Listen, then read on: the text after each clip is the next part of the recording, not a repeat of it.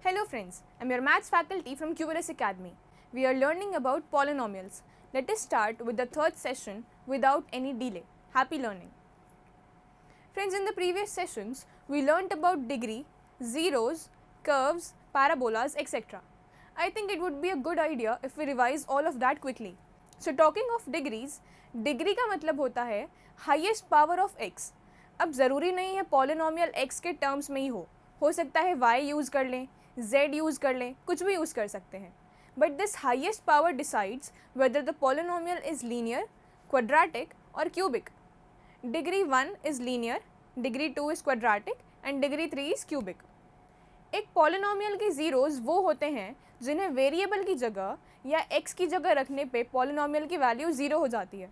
Suppose एक polynomial है p of x, ये x में है यानी x का फंक्शन है.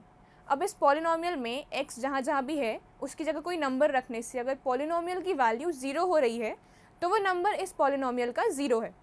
ऑल्सो पॉलिनोमियल के ग्राफ को देख के कैसे पता चलता है कि कौन से ज़ीरोज़ हैं.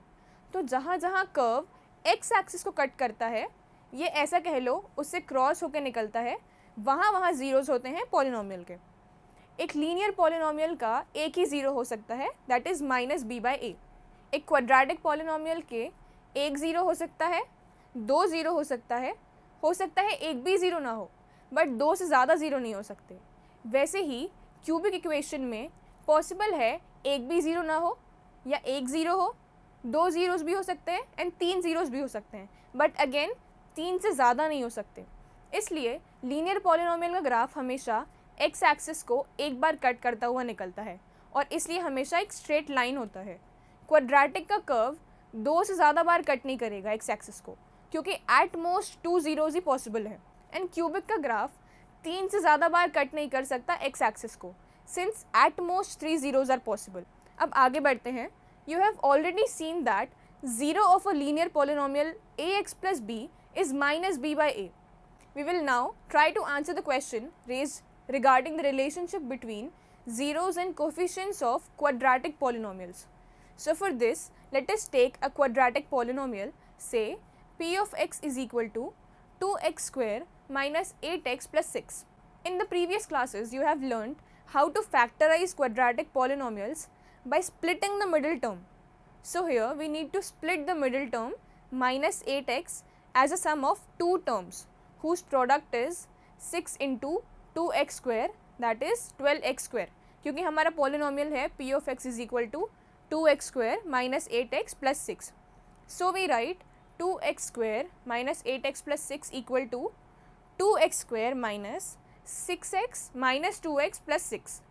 This gives us 2x bracket x minus 3 minus 2 bracket x minus 3. यहाँ से हम x माइनस 3 को अगर कॉमन लेते हैं तो हमें मिलता है 2x minus 2 bracket into bracket x minus 3. ये दो अलग अलग टर्म्स हैं मल्टीप्लिकेशन में. This gives us 2 times of x minus 1 x minus 3. So the value of p of x is equal to 2x square minus 8x plus 6 is 0 when x minus 1 is equal to 0 or x minus 3 is equal to 0. That is when x is equal to 1 or x is equal to 3. So the zeros of 2x square minus 8x plus 6 are 1 and 3. Now observe that sum of its zeros, that is equal to 1 plus 3 is equal to 4, which is equal to minus of minus 8 by 2, that is minus of coefficient of x divided by coefficient of x square. Also product of the zeros 1 into 3 is equal to 3, which is 6 by 2, that is constant term upon coefficient of x square. Now let us take one more quadratic polynomial, say p of x is equal to 3x square plus 5x minus 2. By the method of splitting the middle term, 3x square plus 5x minus 2 can be written as 3x square plus 6x minus x minus 2.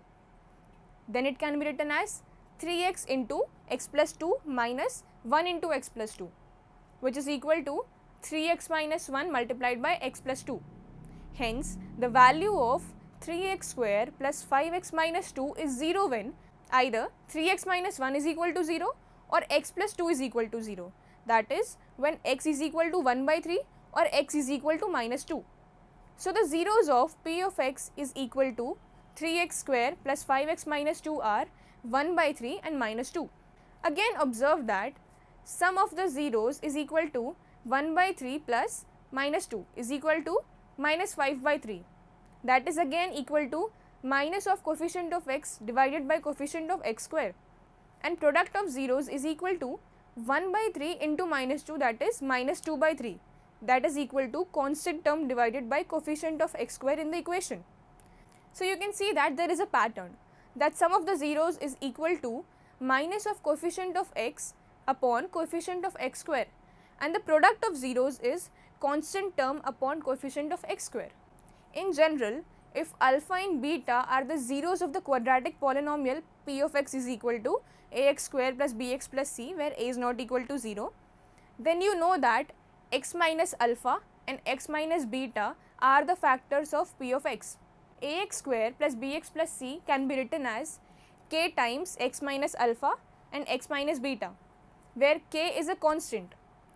This can be written as k times x square minus alpha plus beta into x plus alpha into beta, that is kx square minus k times alpha into beta x plus k alpha beta. Comparing the coefficients of x square, x and constant terms on both the sides, we get a is equal to k, b is equal to minus k times alpha plus beta, and c is equal to k alpha beta. This gives us alpha plus beta is equal to minus b by a, that is equal to minus of coefficient of x upon coefficient of x square, and alpha into beta equal to c by a, that is equal to constant term upon coefficient of x square. अब हम कुछ examples देखेंगे so that we can understand the things we have learned so far. The first example is find the zeros of the quadratic polynomial x square plus 7x plus 10 and verify the relationship between the zeros and the coefficients. So we have x square plus 7x plus 10, which can be written as x plus 2 into x plus 5. So the value of x square plus 7x plus 10 is 0 when either x plus 2 is equal to 0 or x plus 5 is equal to 0. That is when x is equal to minus 2 or x is equal to minus 5.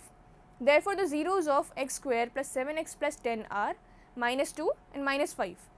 We can see that sum of zeros is equal to minus 2 plus minus 5, which gives us minus 7, which is again equal to minus of coefficient of x upon coefficient of x square, and the product of zeros is minus 2 into minus 5, that is 10, which is equal to constant term upon coefficient of x square. Now the next example says that find the zeros of the polynomial x square minus 3 and verify the relationship between the zeros and the coefficients. So guys, for the solution, recall the identity a square minus b square is equal to a minus b into a plus b. Using it, we can write x square minus 3 is equal to x minus root 3 into x plus root 3. So the value of x square minus 3 is 0 when x is equal to root 3 or x is equal to minus root 3. Therefore, the zeros of x square minus 3 are root 3 and minus root 3. Now sum of zeros is equal to root 3 minus root 3, which is equal to 0, that is equal to minus of coefficient of x upon coefficient of x square, and product of zeros is equal to minus root 3 into root 3, that is minus 3, which is equal to minus 3 by 1, that is constant term upon the coefficient of x square in the polynomial. So as you can see, the questions are pretty easy to understand and solve. Let's look at a different type of question. Find a quadratic polynomial, the sum and product of whose zeros are minus 3 and 2 respectively.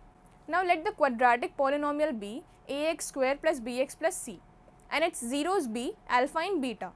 We have alpha plus beta is equal to minus 3, that is equal to minus b by a, and alpha into beta is equal to 2, that is equal to c by a. Now if a is equal to 1, then b is equal to 3 and c is equal to 2. So one quadratic polynomial which fits the given conditions is x square plus 3x plus 2. You can check that any other quadratic polynomial that fits these conditions will be of the form k times x square plus 3x plus 2, where k is a real number. So this is it for this session, guys. We learned how to find the zeros of a quadratic polynomial and how the zeros are related to the coefficients of x square and x. I hope you enjoyed learning. For any queries or information, you may visit the link following the video. Thank you.